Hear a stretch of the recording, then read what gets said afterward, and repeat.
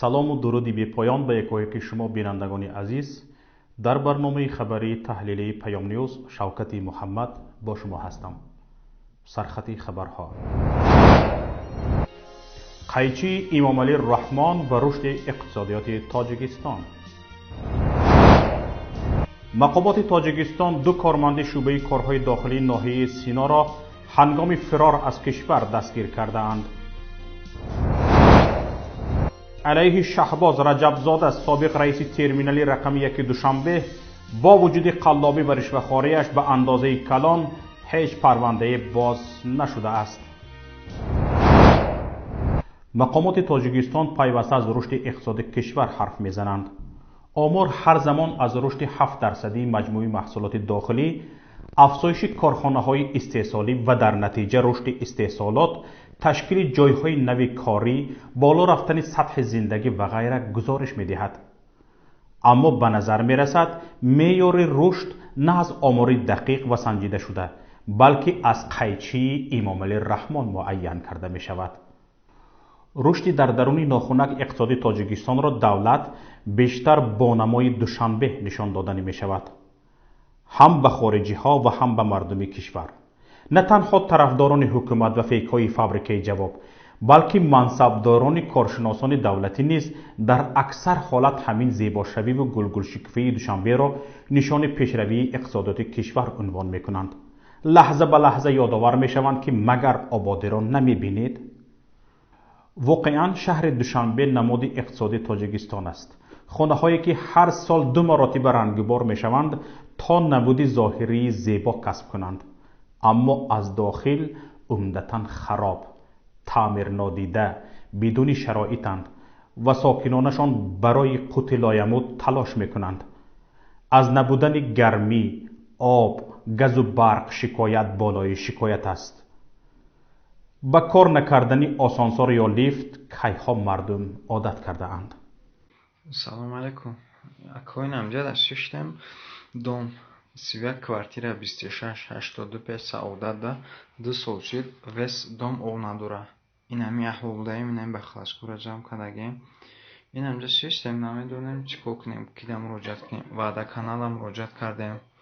Подвалда яду корхона ҳастам муроҷиат кардем. Намедонем кай чизи моро қабул мекунанд. Инамҷа зиёвак шудагем, об надорем. Дуруни ванна ай беобидам хел зард шидаст ки бовар кунед. Инам хел ҳаёта гузарондастем, намедонем чӣ кор кунем. Инам хел наме кида муроҷиат кунем, ягон кас нест ки модар будам тия. Дар шом шидаст, баъд шудагиай мегем авқот кунем, ягон чӯбазам бихӯрем. Нест, ҳамун вай нест. Охир мегем хонангиҳо мегӯянд ҳамун вай кунем, авқот кунем ё либос шӯем. нест ки ҳамин чизамо об нест ки ҳамин чизамо кунем. вес дом об надорад. باغ و فواره و پرچم‌های سر به فلک کشیده هم نشان رشد اقتصاد نیستند. تینی هم از آنها فایده اقتصادی نیست. علاوه بر این، آنها اجباراً از حساب کارخانه‌ها و صاحبکاران ساخته می‌شوند. رئیس جمهوری تاجیکستان قیچی مشهورش به دست سالانه 10 کارخانه‌های استحصالی افتتاح می‌کند. دیروز در مجلس حکومت هم گفت که رشد اقتصادی تاجیکستان در نیم ساله اول 7.5% را تشکیل داده است و این نسبت به سال گذشته بیشتر است. طبق گفته رئیس جمهور، رشد مجموع محصولات داخلی در این دوره از حساب زیاد گردیدن حجم استحصال محصولات صنعتی به اندازه 12.5% محصولات کشاورزی، 10.8% گردش سودا، 9.4% و خدمات رسانی پولکی 0.9% تامین گردیده است. باور مردم هم به رشد اقتصاد از همین گزارش ها و لنتبری های رحمان سرچشمه می گیرد. مردم می بینند که هر جای کارخانه های نو افتتاح می شوند و امیدشان به آینده اگر بنابر تجربه تلخش زیاد هم نشد، حداقل کم هم نمی شود. اما در اصل وضعیت چگونه است؟ برای درک واقعی وضع شرط نیست که تمام رقم های ارائه کرده رئیس جمهور تفتیش کرده شوند. این رقم ها را به او آنهایی می دهند که باید در نزدش از فعالیتشان حسابات دهند و طبیعی است که می کوشند رقم هایشان خوب باشد. аслан ба президент эмомалӣ раҳмон ду омор пешниҳод карда мешавад. Як оморе ки воқеӣ дар он вазъи варшикаста шудани иқтисоди тоҷикистон комилан нишон дода шудагиаст ва як оморе ки дурӯғ аст барои ҷомеаи тоҷикистон ва ҷомеаи байналмилалӣ. доираҳои коршиносӣ ва таҳлилӣ ки бевосита таваҷҷӯҳ доранд ба иқтисоди тоҷикистон ба онҳо пешниҳод карда мешавад. ин ба хотири он карда мешавад ки раҳмонов намехоҳад ки нишон диҳад ки он як сиёсати нодуруст ва ғалатро пеш гирифтааст ва ноӯҳдабарои худро ҳамчун як роҳбаре ки вазъи иқтисодии тоҷикистонро то ин дараҷа оварда расондааст, то ин варшикастагӣ оварда расондааст, нишон диҳад. агар ки мо буҷети тоҷикистонро дар соли 2014 нигоҳ кунем, ин баробар ба 2 миллиарду بیشتر از 800 میلیون دلار را تشکیل می‌کند. ولی اگر ما امروز بودجه سال 2019 رو نگاه کنیم، این 2 میلیارد و 377 میلیون دلار را تشکیل می‌کند که این بیشتر از 20% خود بودجه پایان آمده است و من فکر نمی‌کنم که تحلیلگران تا این حد احمق باشند که با این آمارهای دروغ و آن چیزی که حکومت تاجیکستان پیشنهاد میکند باور کند. اما گاه خود اعضای حکومت نیز ناخواسته وضع اصلی اقتصاد را بیان میکنند. بینندگان عزیز، اینجا با گزارش زراب‌الدین فیض‌الله زاده وزیر صنعت و تکنولوژی نوی تاجیکستان که امروز 30 ایول در نشست خبریش داد دقت شما را جلب میکنم. فیض‌الله زاده گفت در نیم ساله اول سال 2019 در کشور 146 کارخانه و سیخ نو به کار شروع کرده، 181 کارخانه از کار ماندند. اگر 146 کارخانه نو تأسیس 1800 نفر را به کار تامین کردند، بیش از 2000 نفر کارگری 181 کارخانه از فعالیت مانده بیکار مانده اند. از این گزارش فیض‌الله زاده دانسته می شود وقت شمار کارخانه های از کار مانده از شمار کارخانه های نو به کار درآمده بیشتر است، طبیعی است که امکان ندارد استحصال محصولات صنعتی بیشتر شود. پس درباره 12.5% زیاد گردیدن حجم استحصال محصولات صنعتی به رئیس جمهور معلومات دروغ داده اند. در ساحه کشاورزی هم وضع از ساحه صنعت بهتر نیست. تنها از آنهایی که از کشت پیاز سال گذشته مفلس شدند، صدها نفر ترک کشاورزی کرده اند.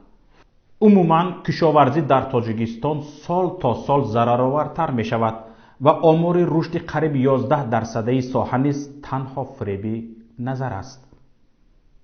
سبب دیگری رشد مجموعی محصولات داخلی به گفته رئیس جمهور رشد قریب 10% سودا بوده است که این هم شبهه آور می نماید. در حالی که محرک اصلی سودا پول مهاجران 5.1% کمتر وارد شده است، کارخانه ها از کار مانده اند، دهقانان ترک زمین کرده اند، از کدام رشد سودا می شود حرف زد؟ یکی از مشکل درک مردم از وضع واقعی اقتصاد اگر آمار دروغ است، مشکل دیگرش اینجاست که رئیس جمهور با قیچیش تنها در افتتاح کارخانه ها شرکت می کند. اگر رئیس جمهور در بسته شدن آنها هم شرکت میکرد و همان لنته ضمن افتتاحش بریده شده را به جایش میچسباند، وضع واقعی برای مردم هم عیان میشد. نشانه دیگری وضع بد اقتصادی این است که اگر قبلا شرکت ها و صاحبکاران بیگانه به عائله رئیس جمهور مجبور به ساختن راه و پل و باغ و مکتب و باغچه میشدند، حالا به این کار وزیران و کبیران یعنی نزدیکترین افراد به عائله جلب شده اند. هر وزیر و کبیر وظیفه دار شده است که از کجای نباشد مبلغ دریافت نموده مکتب و باغچه می سازد، وگرنه کرسی را خالی می کند. چون صاحبکاران و شرکت ها تا درجه رو به مفلسی آورده اند که امکانی حتی مجبورا مبلغ گذاری کردن کارهای خیریوی را ندارند.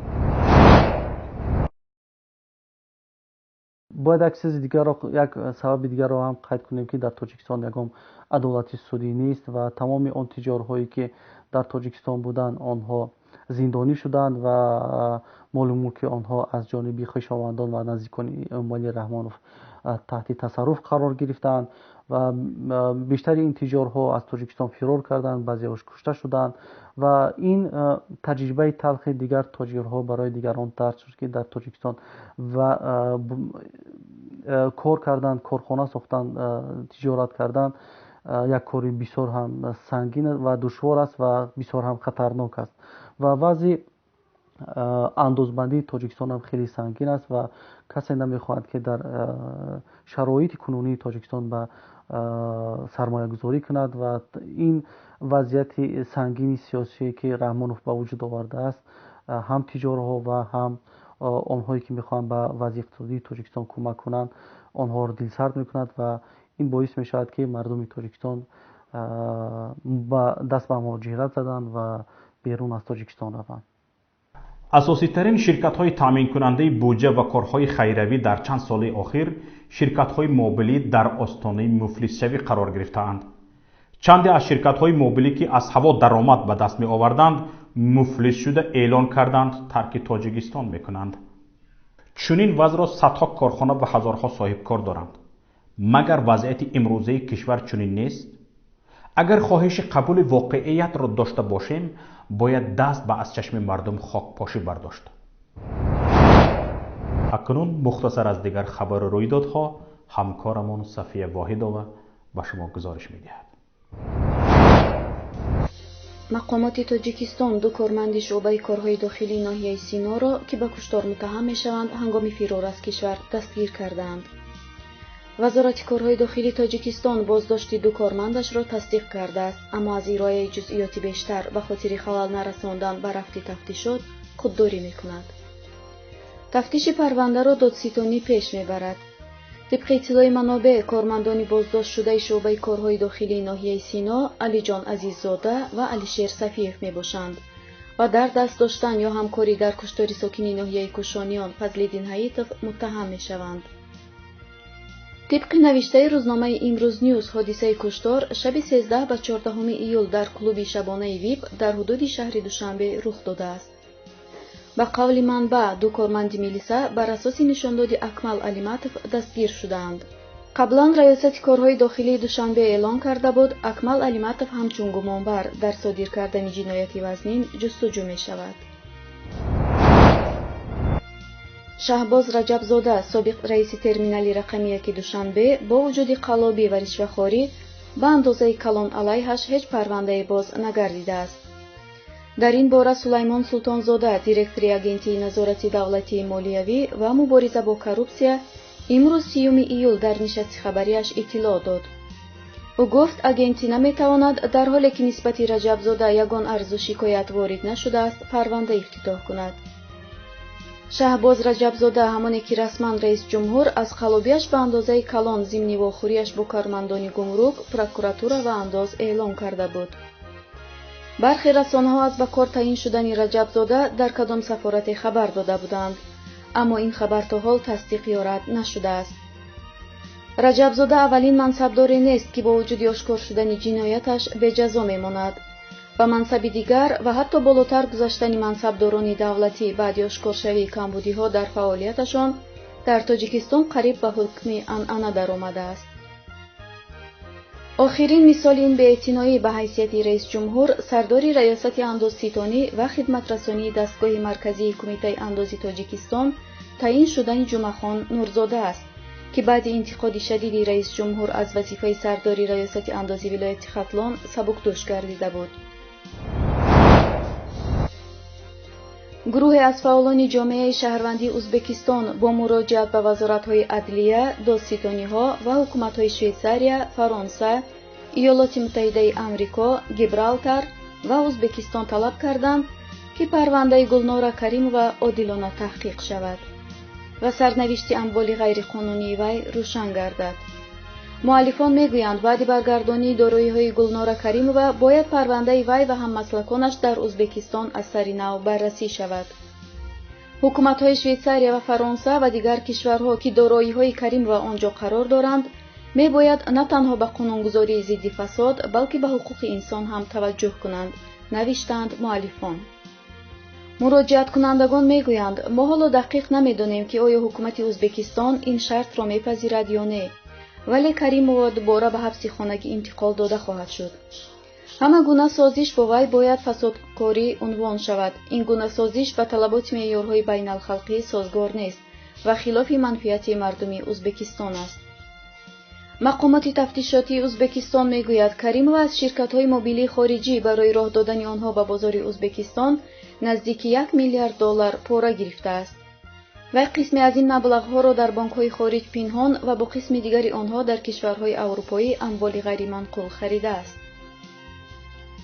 ин гуна ришваистониҳои наздикони раисҷумҳур ва оилааш аз ширкатҳои хориҷӣ дар кишварҳои Осиёи Миёна, хусусан Тоҷикистон низ ба назар мерасад. аксарияти конҳои тилло ва ширкатҳои сердаромади Тоҷикистон низ бо шарикии оилаи раисҷумҳури Тоҷикистон дар дасти ширкатҳои хориҷӣ қарор дорад.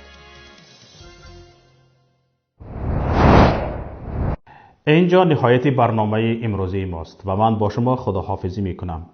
برنامه های رادیویی ما و مطلب های ما را در پایگاه پیام نقطه نت و شبکه های اجتماعی پیگیری کنید. انتظار پیشنهاد و ملاحظه ها و همکاری های شما هستیم. سربلند و پیروز باشید. خیر تا روز دیگر.